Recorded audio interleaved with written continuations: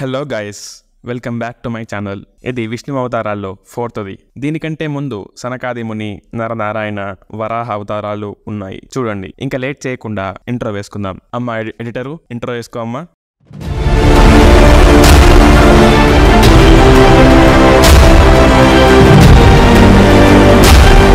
నారద మహర్షి, ఆదిముని, ఇలా ఇతనికి చాలా పేర్లున్నాయి. నారదుడి వల్లనే ఈ సృష్టి ప్రారంభమైంది. మరి ఇతని గురించి ఫస్ట్ చెప్పాలి అంటారా? ఆల్రెడీ మీకు యుగాల క్రోనలాజికల్ ఆర్డర్ ఎక్స్ప్లెయిన్ చేస్తూ ఒక వీడియో చేశాను. దాంట్లో మీకు ఆన్సర్ దొరుకుతుంది. మూవీలో నారదుడిని పుల్లలు పెట్టేవాడిలాగా, ఇంకా అక్కడ విషయాలు ఇక్కడ చెప్పే అతనిలాగా పోర్ట్రే చేస్తారు. కానీ మనకి కనిపించేది అది ఒక్కటే. కనిపించని కోణం కూడా ఉంది. ఇది నేను వ్యాస భాగవతం నుంచి రిఫర్ చేసిన కంటెంట్. So concentrate. అసలు నారదుడు ఎవరు? శ్రీమద్ భాగవతం ఇంకా వాయుపురాణంలో దేవర్షి అని చెప్పబడింది. కానీ వాయుపురాణం ప్రకారం దేవర్షులు చాలా మంది ఉన్నారు. కానీ నారదునికి వచ్చిన గుర్తింపు రాలేదు. దీని ప్రకారం నారద మహర్షి స్వయంగా విష్ణుమూర్తి అవతారం అని చెప్పబడింది. అసలు నారదుని జన్మ ఎలా జరిగింది? ఒకసారి గంధర్వులు, అప్సరసలు బ్రహ్మ కోసం తపస్సు చేస్తున్నారు. ఒక మహర్షిని చూసి అతనితో ఆడుకున్నారు. దీనివల్ల ఆ గంధర్వుడిని ఒక శూద్రకులంలో పుట్టు అని బ్రహ్మ శపించాడు. బ్రహ్మ శాపం వలన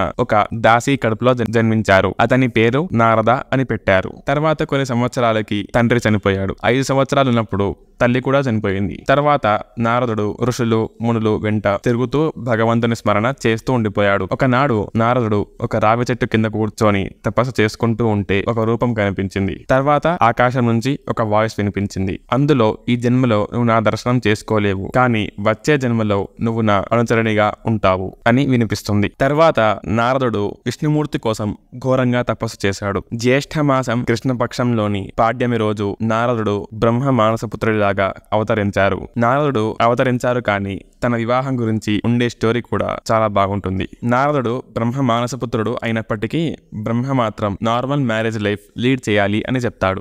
దానికి నారదుడు, నాకు ఋషి మునిలాగా జీవించాలి అని ఉంది అంటారు. అన్న తర్వాత క్షమించమని వేడుకుంటారు. కానీ బ్రహ్మదేవునికి చాలా కోపం వచ్చింది. అప్పుడు బ్రహ్మ వివాహం లేకుండా జీవించగాక అని చెప్పించారు. వాయుపురాణం ప్రకారం ఒకనాడు నారదుడు విష్ణువుకి తపస్సు చేస్తూ ఉన్నారు. అది చూసి దేవేంద్రుడికి భయం వేసింది. ఎక్కడ నారదుడు తన రాజ్యాన్ని లాగేసుకుంటాడు అని. అప్పుడు తపోభంగం కలిగించడానికి అప్సరసలను, కామదేవుణ్ణి పంపించాడు. వాళ్ళు కూడా ఏమీ చేయలేకపోయారు. ఇది చూసి నారదుడు కామదేవునిపై గెలిచాను అని విష్ణువు దగ్గరికి వెళ్ళాడు. అప్పుడు విష్ణువు అహంకారంతో ఉన్న నారదుడిని చూశారు. ఇది ఎలాగైనా దూరం చేయాలి అనుకున్నాడు. నారదుడు వెళ్లే దారిలో ఒక సుందరమైన నగరం కనిపించింది. అది విష్ణుమూర్తి తన మాయతో సృష్టించాడు. ఆ రాజమందిరంలో ఒక రాజు నారదుడిని పిలిచారు. నారదుడు వచ్చాక తన కుమార్తెను పిలిచి, అయ్యా నారద మహర్షి, నేను నా కుమార్తె కోసం ఒక స్వయంవరం ఏర్పాటు చేస్తున్నాను, కొంచెం జాతకం చెప్పవా అని అడిగాడు. అప్పుడు నారదుడు రాజకుమార్తెను చూసి ఇష్టపడ్డాడు. పైగా తన చేతిరేఖలు చూసి ఆశ్చర్యపోయాడు. ఎందుకంటే తనని ఎవరు పెళ్లి చేసుకున్నా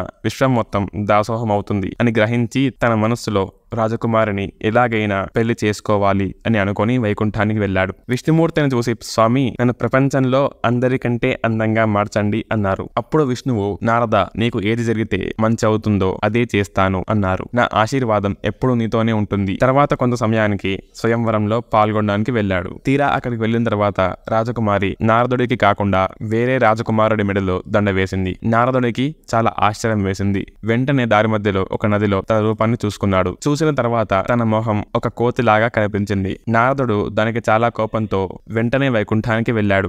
వెళ్ళిన తర్వాత తను పెళ్లి చేసుకుందాం అనే రాజకుమార్తె విష్ణువు దగ్గర చూశాడు. ఇది చూసి నారదునికి కోపం ఇంకా పెరిగిపోయింది. దానితో నారదుడు విష్ణువుని శపించాడు. ఏమని అంటే, నన్ను ఎలాగైతే కోతిగా మార్చి అవమానానికి గురి అయ్యేలాగా చేశావో, నువ్వు భూమిపైన పుట్టిన తర్వాత అదే కోతులతో సహాయం తీసుకోవాలి. ఇంకా నాకు స్త్రీ వియోగం కలిగిందో అలాగే నీకు స్త్రీ వియోగం కలుగుతుంది అని చెప్పించాడు. అలా అన్న వెంటనే విష్ణువు చిన్నగా నవ్వి రాజకుమారిని అసలైన రూపంలో మార్చాడు. అప్పుడు నారదుడు రాజకుమారి ఎవరో కాదు, స్వయంగా లక్ష్మీదేవి అని గ్రహించాడు. తర్వాత క్షమించమని కోరాడు. కానీ తను పెట్టిన శాపం వెనక్కి రాదు. అందుకని నారదుని శాపం దృష్టిలో పెట్టుకుని త్రేతాయుగంలో శ్రీరాముడిలాగా జన్మించి కోతుల సహాయంతో సీతాదేవిని వెతికే ప్రయత్నం చేశారు. ఇలా చెప్పుకుంటూ పోతే ప్రతి యుగంలో నారదుని హ్యాండ్ ఉంటుంది. ఇక్కడ మీకు డౌట్ రావచ్చు, నారదుడు విష్ణువు అవతారమే అయితే విష్ణువుని ఎందుకు శపించాడు అని. మీకు ఏ డౌట్ వచ్చినా సరే కింద కామెంట్ లో మెన్షన్ చేయండి. దాని మీద డౌట్ క్లియరెన్స్ వీడియో చేస్తాను. బెస్ట్ కామెంట్ ని నెక్స్ట్ వీడియోలో డిస్ప్లే చేస్తాను. ఈ వీడియోకి టార్గెట్ 25 లైక్స్. నెక్స్ట్ వీడియోలో మళ్ళీ కలుసుకుందాం. Until then visual facts signing of.